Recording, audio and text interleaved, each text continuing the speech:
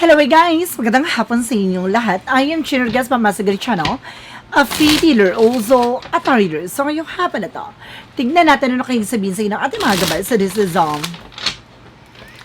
weekly gabay for the month of May 7 hanggang May 13 for the sign off. For the sign of Aquarius. Aquarius, welcome to my channel. Ano kayang messages, advices, ng spirit guides ang ating masasaga for today's video? Kanino kayang energy or kaganapan sa buhay ng mga Aquarius signs ang ating mga ganap? So guys, this reading is a general reading namang hindi lahat makaka-resonate, kunin lang ang makaka-relate sa inyo. And comment down below kung kaninong energy ang ating nasaga. Because don't forget to like and subscribe my channel and hit ko siya for more videos. Okay. Maraming salamat po sa mga walang sawang pag-support sa aking channel, lalo-lalo na ang skip ng ads na way pagpalain kayo ng Diyos at may kapal siksik-liglig nag-uumapaw na biyayang manabalik sa inyo. So let's see guys, what is the messages, advices ng ating angel spirit para sa ating mga kapatid Aquarius. So let's see and watch this. Hagilapin natin at tuklasin natin maaring masagap natin sa energy niya. Let's see. Angels for blessing information po. Okay, so there's something a Page of Pentacles. So there's something invest wisely. No? Kailangan mas maging wise ka sa mga papasukin mo. Plano man to o mga gusto mong gawin. Kailangan pag-iisipan mabuti. No? Maging wise ka. May mga bagay na mga manifest ka. Matutupad mo. With a severed sword, with a sneakiness, but there's something, a reverse. No, maaring wala na maitatago, wala nang sikreto na maaring may tago sa'yo. Maaring unti-unti na malalantad o malalaman mo na, no, kung sino yung nagsisinungaling behind the scenes. So, makikilala mo na ang kanyang pagkakakilanlan. And of course, there's something a Knight of Wands for slow and steady. Na unti-unti na daw. Na unti-unti mo nang mararamdaman, no, ang mga pagbabago na maaaring mangyari sa sitwasyon mo ngayong linggong to. May mga plano ka na maaaring kumaga unti-unti mo na mafulfill, matutupad, no, matatamo, no, may sasakatuparan. And there's something a Six of Pentacles. There's something giving, receiving something by the universe. Maaaring magtutuloy-tuloy na ang pasok na magandang kapalaran sa'yo. No, meron ditong sinasabi na kumbaga, there's a give and take. Ano man yung bagay na binigay mo, siyang matatanggap mo. Ano man yung bagay na itinanay mo, siyang matatanggap mo. So, kailangan mas maging wise ka sa lahat ng bagay na gagawin mo. And of course, there's something a Knight of Wands. First, a Knight of Pentacles. Being slow and steady. Matuto ka maging mahinahon. Mas maging kalmado ka sa lahat ng bagay na gagawin mo. Kasi parang I feel na mayroon kang kumbaga, a new opportunities na paparating sa'yo dito. No, lalo-lalo na pagdating sa business, sa trabaho, no, mayroong offer na maaring may magpasiklab sa'yo. Parang bagay na mag-boom, no? Lumago, lumakas. And there's something at Queen of Pentacles, being maturity and how to manage and control your finances. So, kailangan mas matuto ka maging mature pagdating sa pera. If you are a woman, no, kung babae ka, kung ikaw ay lalaki, maaaring yung person mo ay maaaring marunong humawak ng pera. No, marunong humawak ng pera. What is the Page of Pentacles? Represent with the Five of Swords. No, nagkakaroon ng self-sabotage, not because of your actions. So, there's something a fair fight. So, kailangan maging patas ka, no, sa lahat ng bagay na gagawin mo, maging wise ka. No, alisin mo yung mga bagay na hindi nagsaserve sa'yo. No? Let's see what is the additional messages with the Seven of Swords in reverse. Represent guys with the Seven of Pentacles with the harvest time. So may pag-aani guys. Na may mga bagay na makakamtan mo na. Na may mga bagay na unti-unti mo na maisa sa katuparan dito. No? May bagay talaga na maaaring magdala sa'yo ng paglago. Wow! What is the Knight of Wands? Represent what? No, because there's something a chart for action movement. Magkakaroon ng changes and development sa situations mo. Na unti-unti mo na raw mararamdaman ng pagbabago. Unti-unti mo na raw mararamdaman ng mga bagay na gusto mong makuha, matamo. What is the Six of Pentacles? Reversibility of Swords. See? So, meron ditong bagay na ibinigay mo pero hindi pinagkaloob sa'yo. No? Lalo-lalo na yung mga taong tinulungan mo, no? At hindi naman ibinalik sa'yo. So, maging wise ka na, no? At sinasabi dito, there's something, consequences, no? There's something na maaring harvestin mo. Hard work is paying off. No? May mga kabayaran dito. Hindi man literal na kung sino yung tinulungan mo, yun yung bagay na magbabalik sa'yo, hindi. Now, there's a blessing guys, no? Ng bigay ng ating universe, ng ating may kapal, na maaaring ibigay sa mga bagay na karapat-dapat para sa iyo. There's a Queen of Wands, by confident, nakalakas ang loob mo, maging matapang ka, na maging secure ka sa mga plano mo, no? Maging maingat ka sa lahat ng bagay na gagawin mo, no? Manatili kang kalmado, wag kang agresibo, malakas ang loob mo, the way na parang, kumbaga, hindi ka magkakaroon ng alinlangan, ganon. What is the Queen of Pentacles? Alam mo yung ginagawa mo there is a something passion. And of course, there's the lovers. So, see? Ibig sabihin talaga yung asawa marunong mag-manage ng pera. If you were a man, if you were a woman, marunong ka mag-manage ng pera ng iyong asawa, no? Or maring ikaw yung nagmamanage. Now, what is the Page of Pentacles? Because the Five of Swords.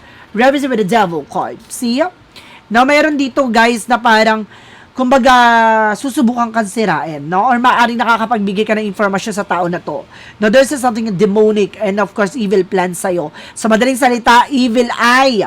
No, maaaring kung ano man yung mga plano mo, nakikipagkwentuhan ka sa ganito, chikahan sa ganito, kay ganyan. No, mag-ingat ka na sa pagkukwento ng kung ano-anong kwento na may plano mo bumili ng ganito, plano mo pumunta sa ganyan, no?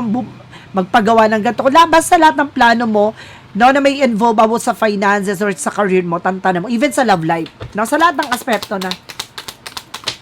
And there's a Wheel of Fortune with returning back. So, see, meron ditong bagay na magiging maganda na ang kapalaran mo dito, no, magiging maayos ng ikot ng, kumbaga, systematic eksena mo pagdating sa finances. Kasi, there's a Seven of Pentacles, something a harvest time. No, and of course, there's Seven of Swords in reverse, na pinapakita dito na maaaring merong, kumbaga merong mga bagay na malalantad na walang kasinungalingan na hindi mo malalaman, ganon. And there's a Wheel of Fortune with it turning back. So iikot ang kapalan. There's a turning to your table, parang ganon. Na talagang mangyayari tong bagay na to na para sa'yo talaga to.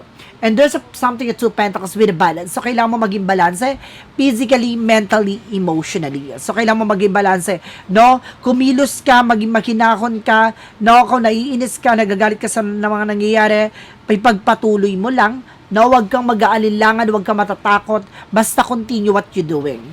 Now, additional messages. There's a Six of Pentacles, of course, the Three of Swords. Represent, guys, with everything is fine. So, pinapakita dito, no? Everything is fine, no?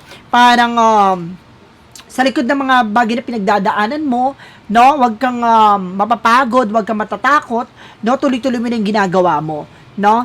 And of course, may mga disappointment dyan, failure dyan, but, kumbaga sinasabi dito, kung ano man yung bagay na itinanin mo, siyang aanihin mo, no? Kung nagtiyaga ka, may nilaga ka. Additional messages. And of course, there's something with a Knight of Swords. There's something anxiety, sleepless night. So, meron dito, guys, no? Takot, pangamba.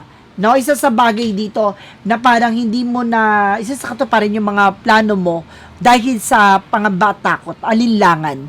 No? Dahil natatakot ka ma-disappoint, natatakot kang magkamali, natatakot kang mabigo. Kung yan yung kung yan ang mindset at perspective mo, hindi ka talaga uunlad. So, kailangan handa kang lumaban. Handa kang magsakripisyo. What is the Queen of Pentacles? Of course, the Lovers. Represent with the Death card. Now, there's something in the ending and in the beginning. So, may mga bagay dito na matatapos na. No, maaring may mga hinuhulugan kayo ng asawa mo, jowa mo. No, may mga utang kayo na maaring hinuhulugan. Maaring itong panahon na ito ay maaring matatapos na. Matutuldukan na. Ganon. So, merong bagay na maaring magdala dito para matapos na yung mga iniisip nyo. Now, what is the Page of Pentacles? And of course, the Five of Swords. And of course, the Devil card. Represent, guys, with the world. Now, some of you mayroon dito travel. Na may travel ka talaga dito, guys. Na magkakaroon ka ng international travel. Ito yung plano mong umalis ng bansa May plano ka umalis ng bansa pero nadidelay. Napupostpone. Dahil kwento ka ng kwento sa evil eye. Sa Inglaterra. No, sa plastic. No? Hindi mo alam, no, na parang kinakarangan niya yung pag alis mo, there's a 10 of cups. No, meron ditong about sa family mo na magiging masaya na. No, makakaluwag-luwag ka na. No, makaka-LLSS ka na. Parang ganon. Makakaluwag-luwag ka na. And there's something the 9 of cups. There's something a wish fulfillment. So, manatiling balance kasi unti-unti na paparating yung katuparan sa mga pangarap mo. No, makakalis ka na talaga, guys. No, kung gusto mo makasama yung family mo, makakalis ka na, makakauwi ka na, or may possible dito na maaring merong bagong opportunities, no, na paparating sa'yo. Let's see, guys. And if there's something in 7 of cups, no, there's a confusion. May mga part dito na maaring nagpapagulo sa utak mo, sa isip mo, no, natatakot ka, nangangamba ka, tuloy-tuloy mo lang. No, wag kang mag-aalinlangan. No, wag kang mangangamba sa ginagawa mo. No, tulad ng sinasabi, 'di ba, kung ikaw ay nagtiyaga, nagpursige sa ginawa mo, hindi malabo na makakamtan mo. Ano man yung bagay na ninanais mo. 'Di ba? Additional messages. Represent, guys, with a hermit card. Now, there's something a hermit card. Hermit card represents something spiritual awakening. Bagay na maaaring mayroon dito mumulatin sa'yo, na parang gigising ka sa katotohanan, sa mga bagay na ginagawa mo. Merong bagay na maaaring magdala sa'yo ng paglago. No? Merong bagay na maaaring magdala sa'yo ng pag-unlad dito. Additional messages.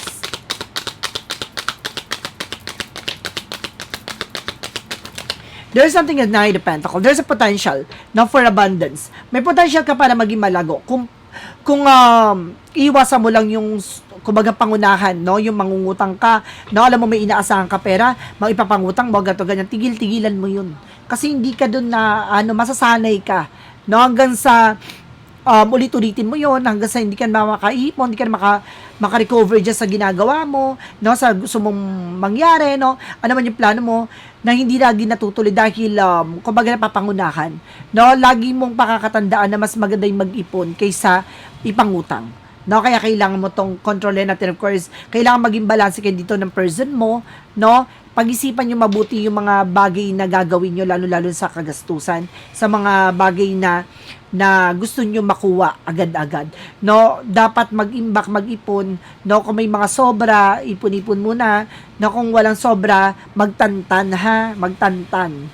So let's see, additional messages tayo pagdating sa finances and career, love life at kalusugan. Let's watch this.